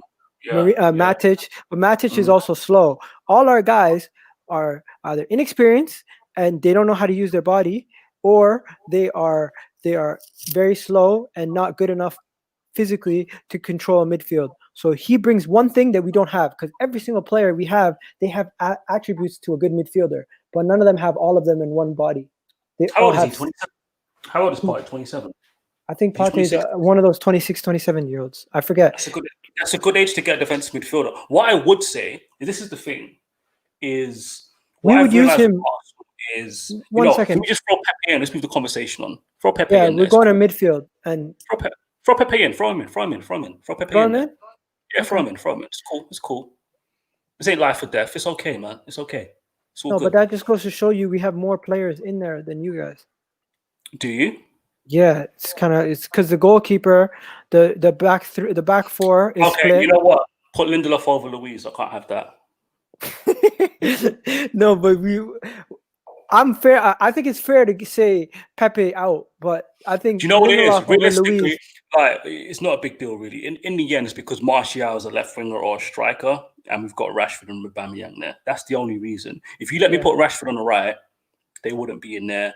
I could easily have, like, you know what it is? I like Torreira. I'm not going to fight for Matic, Fred, or McTominay. I'd rather have this is where you can see my principles in football. Torreira as a defensive midfielder at his age and his ceiling. If you had to pick right now, you're building a team and you're going to build your midfield, and you want a midfield three, and you want a defensive midfielder. Who are you picking, Torreira or Matic? To be honest, mate, You're going to take Torreira. I'm taking Torreira because Torreira is more mobile. The only reason why I don't have Lindelof over Luis, I could like Lindelof is better. What about Fred over Torreira? You know what it is? Even in the back four, man, Lindelof, I've got a video coming about Lindelof. That guy, yeah, I've never seen a defender get away with not doing anything and people think he's good. Like, he gets away with, he just doesn't make the stupid mistakes that Phil Jones and Smalling do. So yeah, you can, Luis does, but at least Luis makes up for it. Tell us about Bruno Fernandes. Just to Lundberg, Fred can't play in that role in the Premier League. In the Champions League, yeah, he looks great for Shakhtar in a few games against City in that position. But in the Premier League, 38 games, Fred is not a defensive midfielder. He can't play in that role for 38 matches. So I'm taking Torreira. What did you say, bro? Sorry. Tell us about Bruno Fernandes, because there's some people who would tell you without Bruno Fernandes, you guys would be another Stoke. Our team is in 9th. Yes, we're in 9th, but you guys got a guy named Bruno Fernandes. Who said that? Ruthless Gunner TV. Okay, so this is where you know Jay-Z has that phrase that's very, very popular. You may have heard of it, but you may not know Jay-Z's behind it. People lie, numbers don't. Manchester United are 3rd in the Premier League for most progressive passes. Most progressive passes are passes that move the ball forward at least 10 yards. Manchester United are top 5 in the Premier League for key passes. Key passes lead to chances. Manchester United are top 5 in these two categories. You can't even compare them to Stoke. Like, I know it's banter, but like I can take certain banter. Stuff like that, I'm going to whip out statistics. Like, I usually let you be the statistics man, kid, but with comments like that, like Ruthless Gunner TV, I'm not the one. I'm not that type of football fan. Okay, we are undefeated. Don't forget, Arsenal was one of those teams that beat you guys before this whole listen. So Arsenal getting top 4. We tell you, you're getting top 4. Mathematically, it's possible, but I don't think we can. Yo, Lundberg, Bergkamp, I love your positivity. That's the way you should be looking at things. Like, for sure. Top of the league for draws. You're definitely getting top 4. Is that what you just said? No. I said mathematically we can, but I don't think we will. Because we have a lot of tough games. We have to face Leicester, Liverpool, Spurs, Wolves, Man City. Oh yeah. We did your rundown last time. I think you've got Liverpool, City, and Spurs in like 3 in a row or something like that. Bro, it's tough. Bro, it's tough. Excuse me. My apologies if you heard that. I Yeah, didn't your hear running that. is It's tough. okay. But you know what? Football isn't played on paper. It's not played on paper. You never know. You never know, You man. never know. What about you But guys? You that think you being do get said, it? if you guys don't get, if Arsenal don't get top 4, it's like I said to you before, man. You guys are you're operating in a completely different market. Unless you go find another Aubameyang for 50 mil, like, and even then, like, if you look at a good signing you guys made for good money, like Torreira, like, there's a certain ceiling. Like, Arteta's gonna have to be perfect. Like, do you want to know the last time I saw a manager be perfect in the Premier League against the odds? Do you want to tell you when it was? Who? Rafa Benitez. People don't appreciate Rafa Benitez was up against Chelsea, who was spending money like they had a printing machine, and he was up against Alex Ferguson and Manchester United, and he still managed to win the Champions League and mount a title challenge. But what was his downfall? Because he had to buy to sell every single season, it got to the end where he lost his head and thought it'd be a good idea to sell Xavi Alonso and bring in Gareth Barry. That's what happened to Rafa Benitez at his time. So this is what I'm saying. Like, Arteta's going to have to do a Benitez, where he's going to have to, all right, if I keep Aubameyang for a year and I don't sell him, what can I do other than that to improve the quality of the team? COVID-19. If people aren't spending in COVID-19, you think Arsenal are going to spend based on your club's history? No. You were conservative when you had Champions League football. I said this before. You were conservative of your spending when you had Champions League football. So even now, it's a bit peak for you guys. Do you know what I'm saying? Like, if you disagree, let me know. But I think Arteta has an uphill challenge. I think Arteta, no matter what he achieves at Arsenal, he'll be appreciated. And people will say, you know what? If we don't get Champions League football, we don't get that money, he's up against, it's peak for him. It's peak for him. He has a free hit. He has a free hit. Yeah, but Chelsea lose 100 million a year and still spend money. Like, I'm gonna say that to you again. Chelsea make losses of 100 million a year and still spend peas. Like, I don't know. This is where on the football terrace earlier, when you were making that point and Claude was debating you, that's why I wish that StreamYard link was up and somebody could call up, because I would have called up and been like, no, hold on a second. Arsenal fans were critical of Arsene Wenger's spending when you had Champions League football. Arsenal fans were critical of Arsene Wenger's spending when Kroenke was in charge, when you had cash reserves. I remember them being times when you guys had cash reserves. And what usually happens with Arsenal is you spend money, but then for the next sort of 2 windows, you fall back and you chill. All right, we signed a striker, we signed a winger, we signed one midfielder, but the back 4, we're going to leave the back 4. Yeah. And you don't do anything about your back 4. You don't spend for a little bit, maybe for 1 or 2 windows. Then the following summer, you buy another midfielder or a striker. You don't buy a defender. It's a circle. You know what I mean? Like, it's an uphill battle, man. It's an uphill battle. They never spend in the right positions. I'll tell you one thing. The reason why I think Man United will do better than Arsenal and they're in better hands is because they have the finances to get them out of situations that if they get into sticky situations, they'll go again. Where Arsenal, if we mess up, we're screwed. Like, if Pepe turns out to be a flop, we're screwed because no one's going to buy him. But somehow Man United, their player becomes a flop. Someone comes out of nowhere to purchase that player. It's just miraculous. No. We've got lucky with Lukaku. See, this is where, and I'll make this point actually. We got a bit lucky with Lukaku. We got lucky with Mkhitaryan, but obviously was screwed with the Sanchez contract. One area where Manchester United have been very, very bad is when we sign a player who, basically, I'll put it to you like this. Ole Gunnar Solskjaer could have bought a striker, but he didn't. Why didn't he? because the one that he wanted, he didn't have a striker that he wanted. He was happy to go for Haaland. And if you've noticed, Manchester United used to have a tier list. LVG spoke about this recently. We have a list and we work our way through. So if the 6th target was available because we couldn't get the 5, we buy number 6 in the scouting list. That's what we used to do. LVG spoke about this recently. LVG said we used to buy the 8th player on the list when he was there. What? Position. Yeah, crazy. So what Man United would do, all right, what do we need this summer? We need a striker, we need a winger, we need a central midfielder. Each position will have a list and we work our way This down. is not a draft. Finances. Insane. They're treating it like it's a draft. Yeah.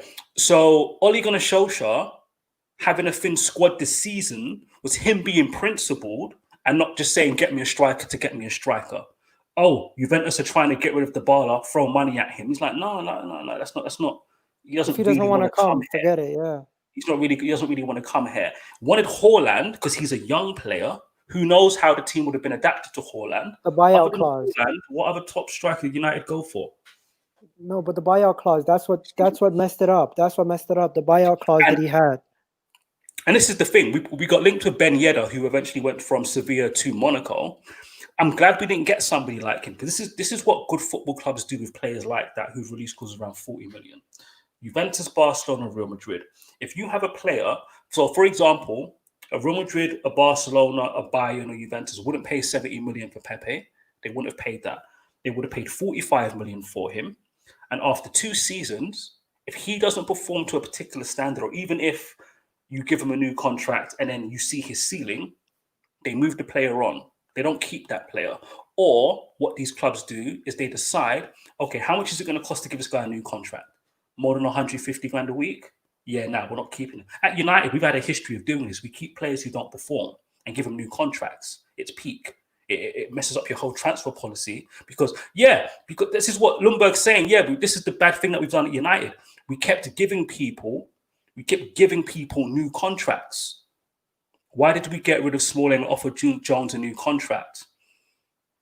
Because Phil Jones this season has been third choice, and he's been third choice because Bailly and Tuanzebe have been injured.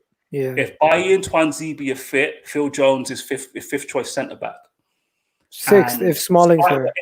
Despite what anybody tells you, Manchester United are run like a Fortune 500 company. For anybody watching who doesn't know, I know the grown men watching the channel know this, but football fans like to be petty. Fortune 500 companies have loads of debt. Amazon has debt. Netflix has debt. Shell has debt. BP has debt. Big Fortune 5 big companies have debt. Manchester United's debt is serviceable at 20 million a year. If Man United spent 20 million pounds on a year on a player, nobody would bat an eyelid, would they? And that's minus the contract. The debt is nothing. It's not. So Phil Jones, 5th choice centre back, just keeping him around, we'd sell him, but no one's going to take his wages. And this is why I was mentioning the transfer policy. The fact that Ole hasn't been selfish and thought about keeping his job the way Mourinho was, like getting Sanchez, like realistically, what was that about? You've got Rashford and Martial in that position. Why are you getting Sanchez? And this is how you know Mourinho's full of crap. Let me just make this point, kid, and then I've been talking a lot. I apologize, bro. Mourinho, when Chelsea were battling United for Luke Shaw, Mourinho went to a press conference and on the record said that he couldn't justify giving a young player that type of money because it disrupts his squad. United, he brings in Sanchez, who doesn't really need him, and then afterwards is like, I don't get involved in contracts for players when they sign for my football clubs. Bullshit. You were being selfish. You were struggling a little bit. Instead of having faith in Martial and Rashford, who you had battling against each other, you wanted a short fix. That short fix is costing Manchester United, depending on who you believe, 300 to 500 grand a week. That's how much Sanchez is costing us. Because we had a manager who was selfish and was happy to tell the football club, just go and get that guy. So I have quality in my team and I have more talent in my team. I think Lundberg hit the nail on the head. I think Lundberg hit the nail on the head. They didn't want him to go to City. And honestly, I felt like it was to spite City that they tried to get him. Who, Sanchez? Yeah. That could be part of it. That could be part of it, but Mourinho has a track record, man. And I think that Mourinho, that was a selfish signing for Mourinho. He just wanted quality in that team. and we done it. But this is where the Igalo signing is. This is what I'm saying. The transfer policy. People laughed at Igalo. Look, at the end of the day, yeah. How many teams in the Premier League have a backup striker that's like world class? Not many teams. Arsenal. Not many teams. Most teams have young players. You have City Lacazette and Aubameyang, which is rare. You have Lacazette and Aubameyang, but they should be a front two. They shouldn't be. Lacazette shouldn't be on your bench. Doesn't make any sense. You didn't sign Lacazette.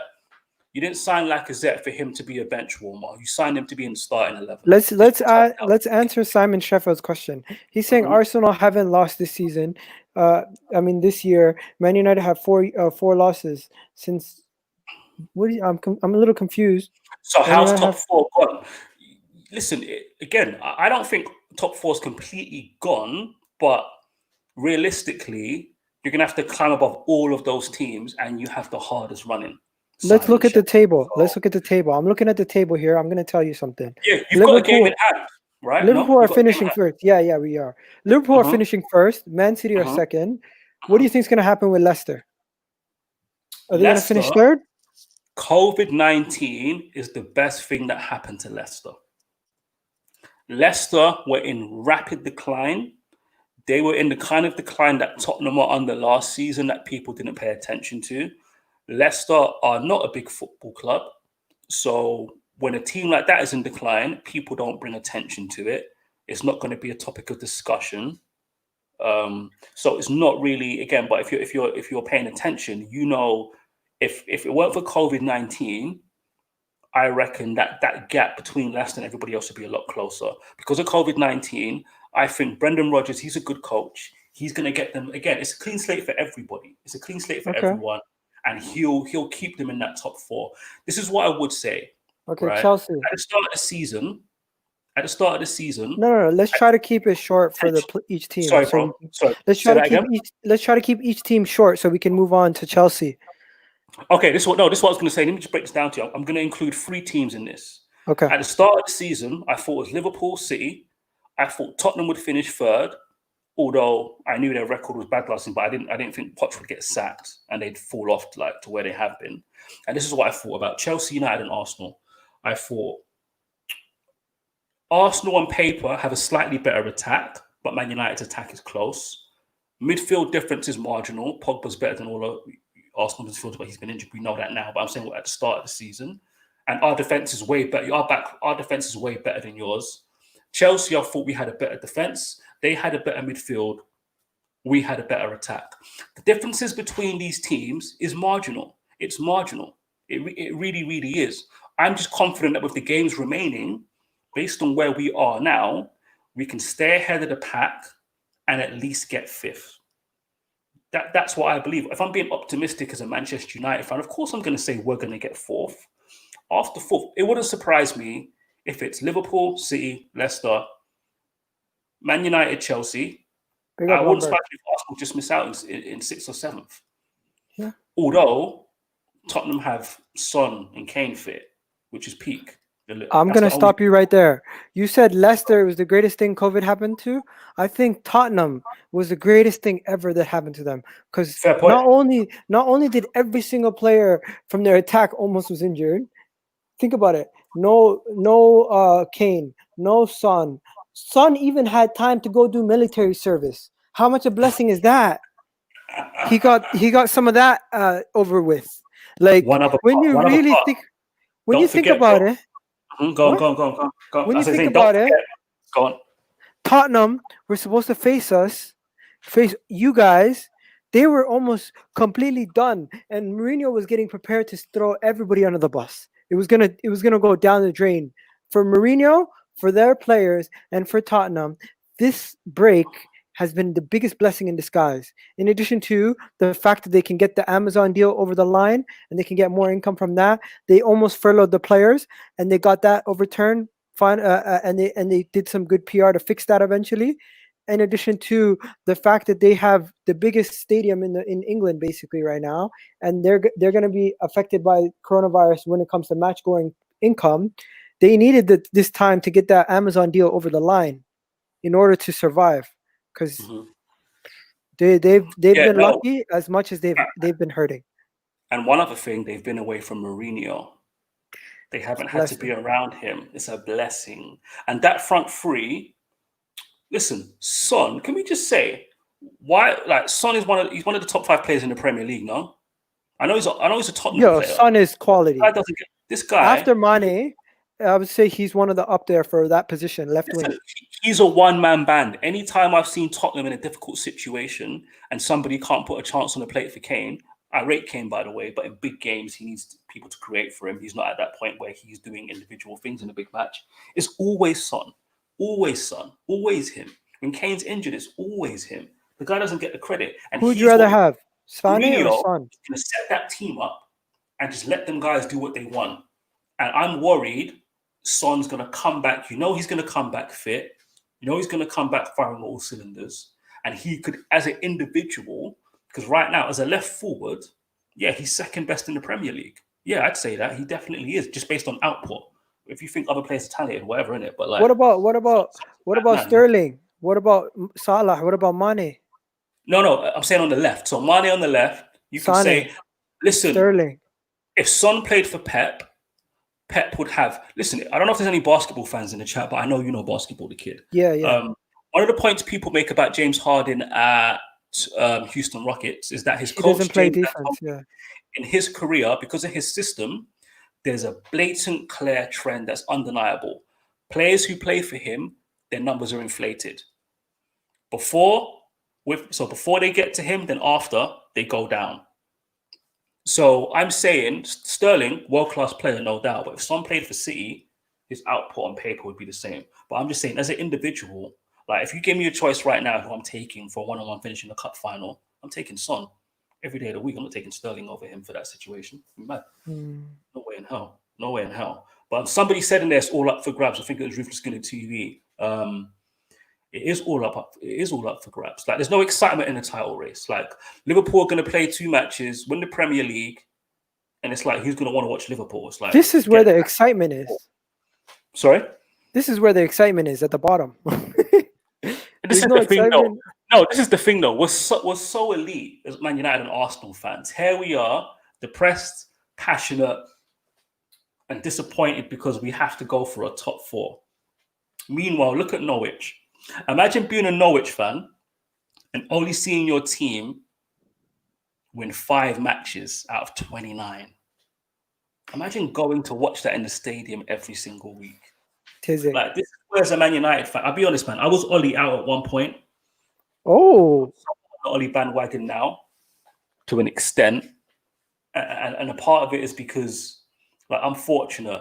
I'm very, very fortunate that basically 3/4 of my life I had Sir Alex Ferguson as a manager, basically. So I can't complain too much. I had an older Man United fan I met in a pub once, an Irish fella. He's in his 50s, and he just told me I had to see Liverpool win everything. I was like, fair point. He said, chill out. It's not that bad. He's like, once you get to 20 years not winning, or if it goes that even close to that, then you can say something. 7 years, we've won a Europa League, we've won an FA Cup. Like, we're spending, you know what it is, what you were saying before. Manchester United are in it to win it. We're in it to win it. I'm not sure Arsenal are. I don't know how you feel about it. How do you feel? Like, do you think Arteta can rise to that challenge? Okay, let's try to wrap it up here with a short wrap up. Honestly, I think when it comes down to it, I think Arsenal are in a good hands with the new board, and I'm very confident in them because what they've shown me so far is that they're willing to make the changes, because we wouldn't have. David Luiz was a panic buy, but under the old board, we wouldn't have made that panic buy. We would have tried to survive with what we had, and those kind of signings, when you need a center back and you know you need a center back, to just get an £8 million center back from your rival that already knows the league, those kind of things shows me that we've gone into a different direction. Going in this January window and getting 2 loan deals over the line, even though we know that we have an injury issue in the right back position and center back position still messed up, and getting Pablo and Cedric Suarez over the line, those kind of deals show me that we are a different team and we are actually trying to solve our issues. Unlike before, where you said, if we have a center back this window, next window we're not going to buy anybody, and we get a goalkeeper from Chelsea one day and we don't sign anybody else. In January window, we'll get 1 midfielder, even though we need a left wing. It's just, it was chaos before, but now it looks like we're actually trying to solve our issues. I definitely think you're trying to solve your issues. The problem is that you probably have the thing for Arsenal. Arteta's challenge is he's probably going to have a sizable amount of money to spend on one player. The 70 million on Pepe is like you got that guaranteed over 4 years. Like you're paying over 4 years. That's a rare deal. But at the same time, it speaks to Arsenal's innovation. If there's one Premier League football club I expect to actually accomplish swap deals, Yeah, if there's one Premier League football club I actually accomplish like that will actually get swap deals done, I think Arsenal are one of them. Because the yeah, swap deal, this is the problem with the swap deals, by the way. You the have money. to find it's like a perfect marriage.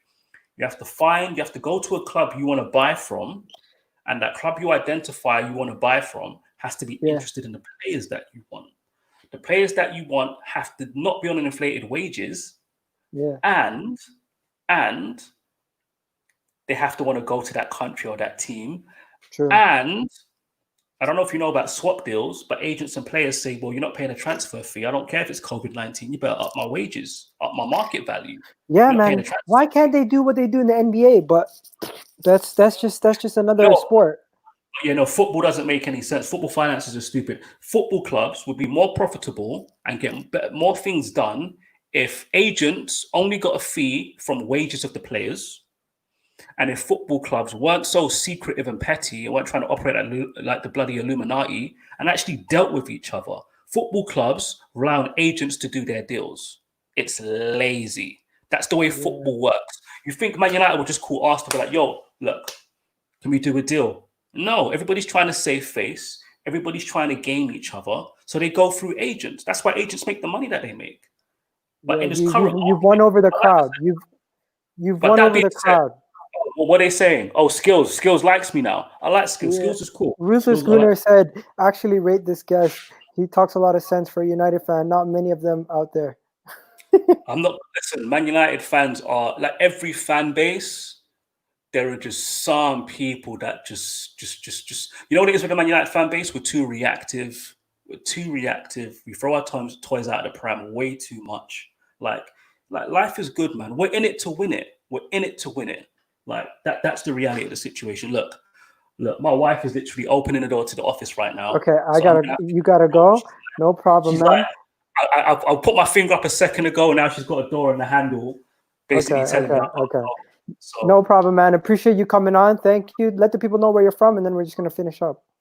listen, you can catch me on Twitter at Devil Details MU. Like I said, if you follow me on Twitter, you'll get the updates for my content that's coming out. I have a podcast on there where the kid features, Liverpool fan features, etc., etc. Good evening to everybody, and yeah, thanks for having me on, bro. We'll do this again soon.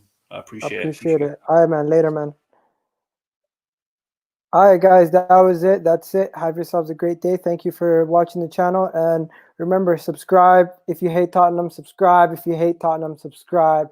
If you hate Tottenham. And we're going to destroy those guys when we play them next.